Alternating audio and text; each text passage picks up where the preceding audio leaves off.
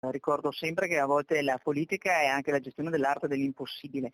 Se si vuole si ottiene perché i meccanismi ci sono, i tempi ci sono, il contenitore è anche corretto. È chiaro che questa è una proposta che proviene dalla Lega e chiaramente poi la discussione non viene fatta viene fatta insomma a livello di vertici. Insomma, se c'è la volontà politica si può fare, questo fa intendere la senatrice vicentina Erika Stefani dopo aver presentato con i colleghi veneti a Palazzo Madama un emendamento per superare il blocco del terzo mandato per i presidenti di regione, che in Veneto significa solo e soltanto una cosa: consentire la rielezione di Luca Zaia.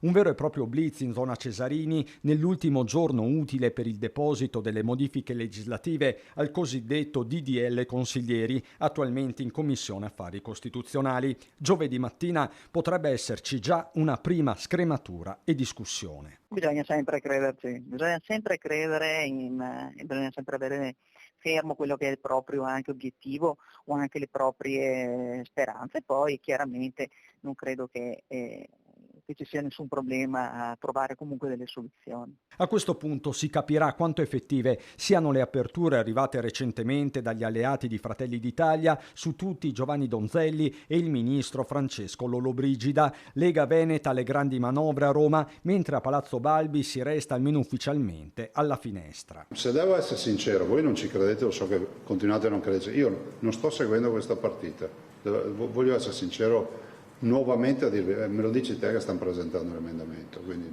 non lo so. Di provocazione della Lega parla il Partito Democratico. Soltanto poche ore prima il segretario Dem Veneto Andrea Martella aveva usato queste parole ospite della nostra edizione del Mezzogiorno. Questa assurda telenovela del terzo mandato, il quarto per Zaia. Si va quindi alla conta, con quali conseguenze per la tenuta complessiva del centrodestra veneto, tutte da valutare.